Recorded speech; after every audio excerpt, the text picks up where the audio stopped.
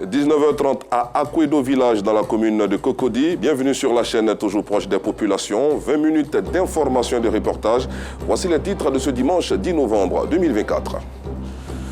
Des déchets ont été déversés dans une barque à ordures à Akwedo village dans la commune de Cocody. S'agit-il de corps de bébés comme relayé sur les réseaux sociaux ce dimanche? Nos reporters qui se sont rendus sur les lieux vont répondre à cette question dans quelques instants. Hors de chez nous, Raila Odinga a lancé sa campagne électorale pour devenir président de la Commission de l'Union africaine. L'ancien Premier ministre du Kenya veut succéder au Tchadien Moussa Faki Mahama lors du prochain sommet de l'institution. Bonsoir à tous, merci pour votre fidélité. Direction Akwedo village dans la commune de Cocody où des déchets médicaux ont été déversés dans une barque à ordures ce dimanche. Une situation qui a créé la psychose dans la localité et sur les réseaux sociaux. Que s'est-il réellement passé? Réponse à cette question avec notre équipe de reportage conduite par Georgette Ido Fofana et Gilles Tonia.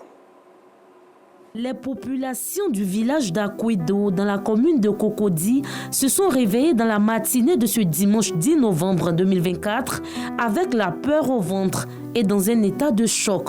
La raison, la découverte de déchets médicaux sur un site d'ordures à proximité de l'ancienne décharge.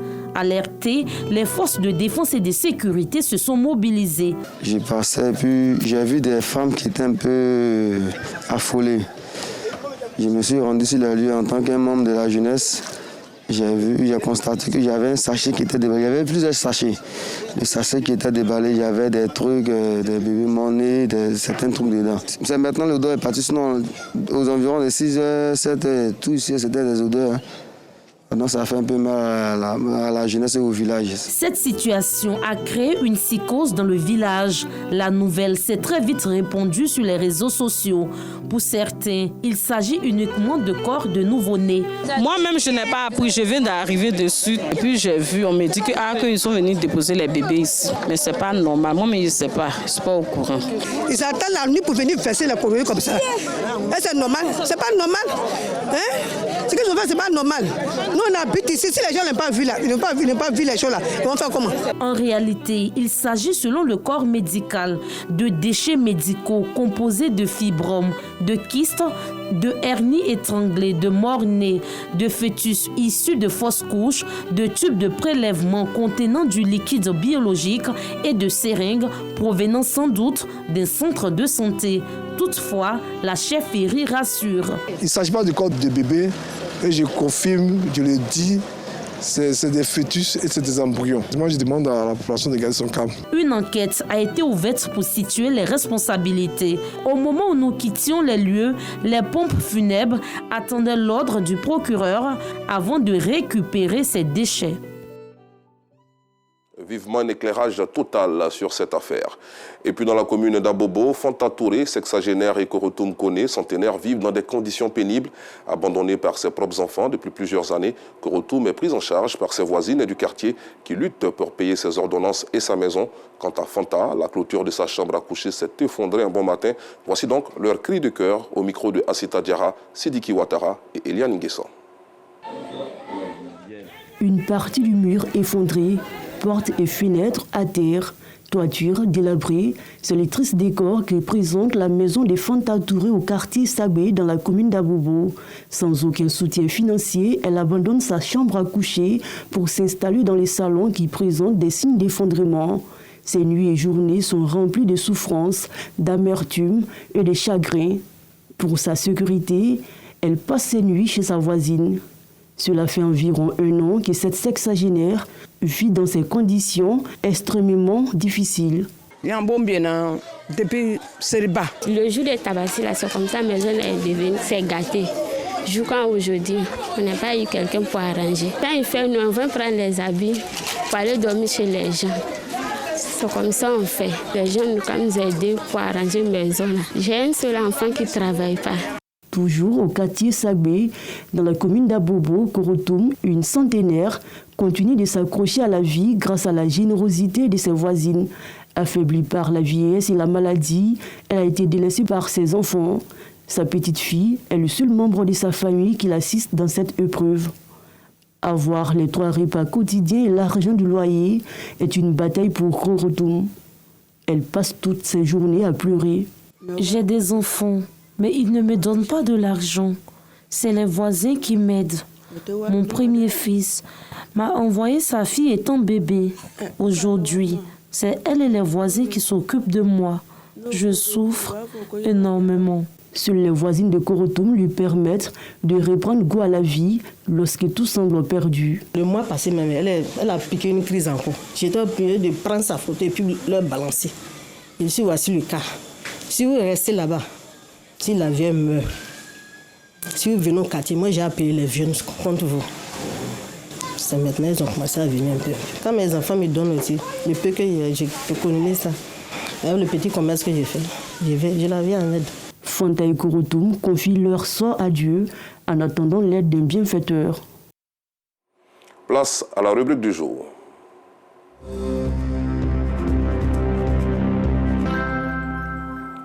Les dossiers de l'A2 nous plongent ce soir au cœur du Centre national de transfusion sanguine qui a la charge de gérer la question de sang. Ce liquide vital pour la survie des hommes constitue une préoccupation majeure pour les populations. Quelle est donc la politique mise en place par le CNTS pour inciter les donneurs? Comment se fait la préparation et la conservation des produits sanguins? Réponse à ces différentes questions avec nos reporters Nou Sangaré et Kader Bachil. Trashville, Centre national de transfusion sanguine d'Abidjan. Ce matin, dans le hall de ce centre, Indri se fait enregistrer à l'accueil. Il est un habitué des lieux et il y est pour donner son sang. Depuis 2005 que je donne mon sang. Je viens ici au CNTS chaque 2 mois pour donner de mon sang. Parce qu'il y a des patients dans les différents hôpitaux ici dans notre pays qui en ont besoin. Mais avant le prélèvement, il va devoir passer des examens. Prise de constante, contrôle du poids, de la taille et vérification du taux d'hémoglobine. Des examens qui ne sont pas fortuits. Après ces examens, Indri est apte au prélèvement selon le médecin. On peut conclure qu'il est vraiment apte au don parce que l'ordinateur n'a signalé aucune anomalie et au vu de ce qu'il m'a dit et sur la base des constantes que j'ai vérifiées, il n'y a pas d'anomalie. Il peut faire le don en toute sécurité. Quand on travaille, il faut toujours une base pour pouvoir un jour expliquer tel ou tel phénomène auquel on ne s'attendrait pas. Nous demandons à tous les donneurs de venir tous les 2 mois. C'est dans cette salle que le donneur est prélevé.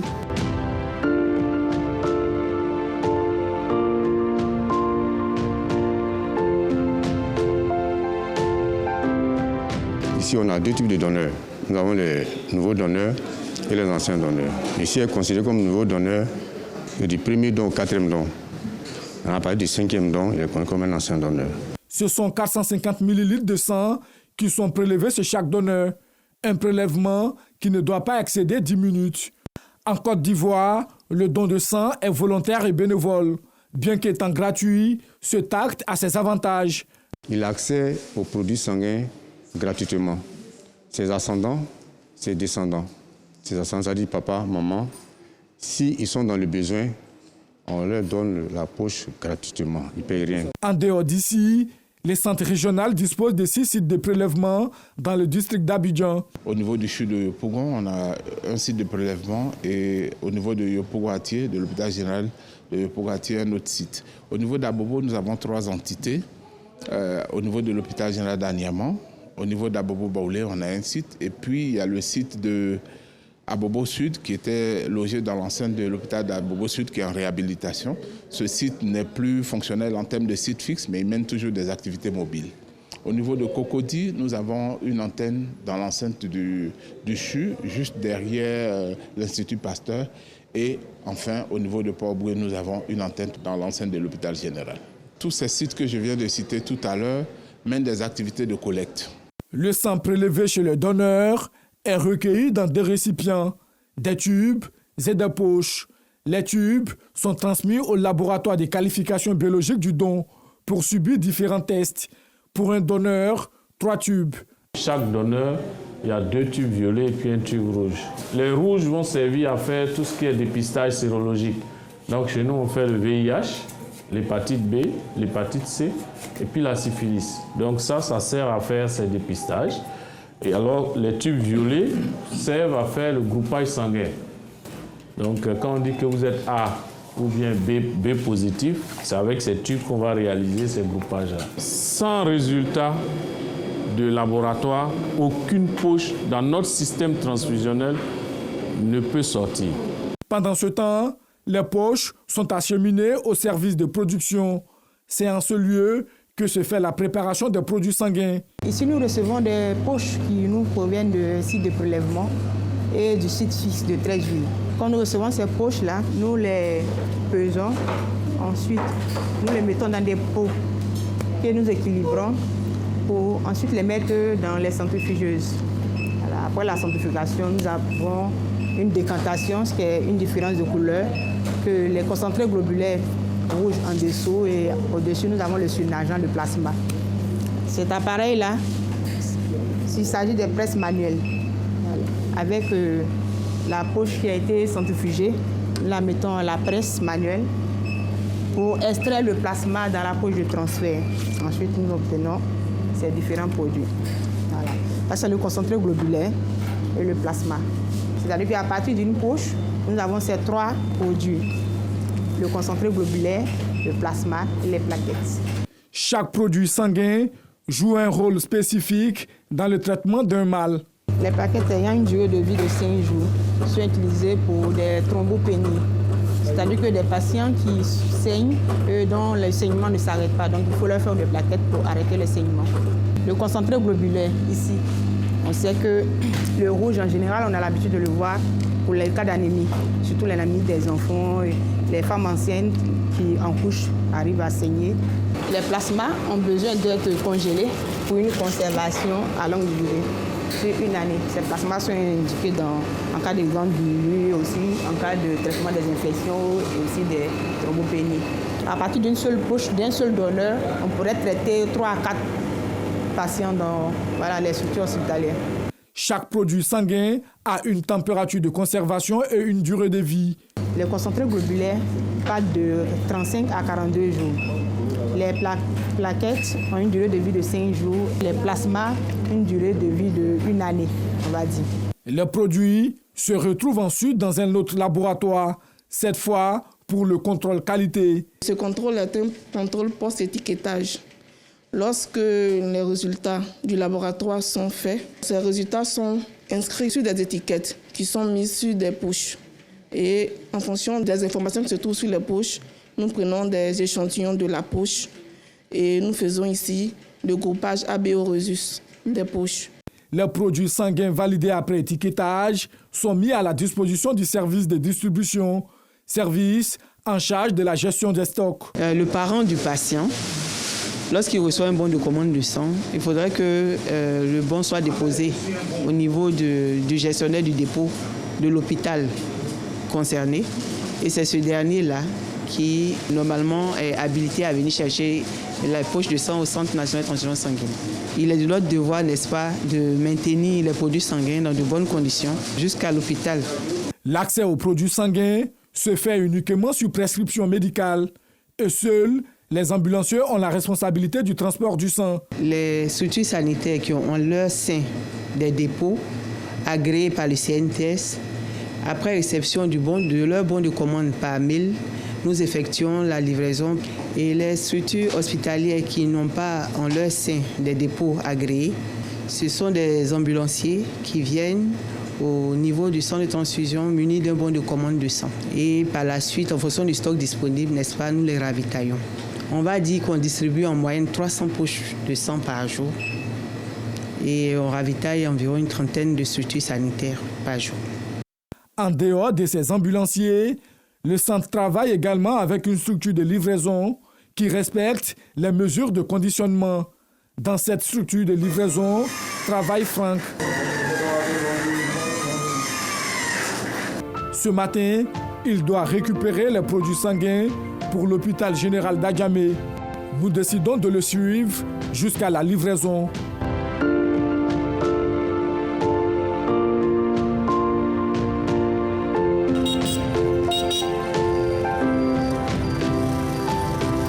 Au bout de 15 minutes de route, nous voici à l'hôpital général d'Adjamé. Présent dans cet hôpital pour la dialyse de son frère, Fulgence peut s'estimer heureux d'avoir eu une poche de sang. Un vrai soulagement pour nous. Dans le temps, La CNTS avait des problèmes avec les Ivoiriens pour l'acquisition du sang à un temps record. Mais aujourd'hui, nous sommes arrivés, en 3 minutes, 5 minutes, on a pu avoir le sang du registre qu'il fallait. Et puis, on a payé, on nous a donné ça dès que. En dehors des centres hospitaliers, les centres régionaux disposent de dépôts relais pour la gestion du stock de sang. À Cocody, ce dépôt est logé dans les encablures du SAMU. Arlette Méa en est la responsable. En termes d'approvisionnement, nous recevons 100, voire 200 poches par jour pour redistribuer toute la commune de Cocody jusqu'à Bingerville. Aujourd'hui, le Centre national des transfusions sanguines dispose de 32 structures transfusionnelles réparties sur l'ensemble du territoire. Un maillage territorial qui a amélioré la disponibilité du sang. Nous sommes organisés en centres régionaux de transfusion sanguine, en centres départementaux de transfusion sanguine et en sites de prélèvement. Nous avons 10 centres régionaux de transfusion sanguine donc, qui sont dans les 10 pôles définis par M. le ministre de la Santé.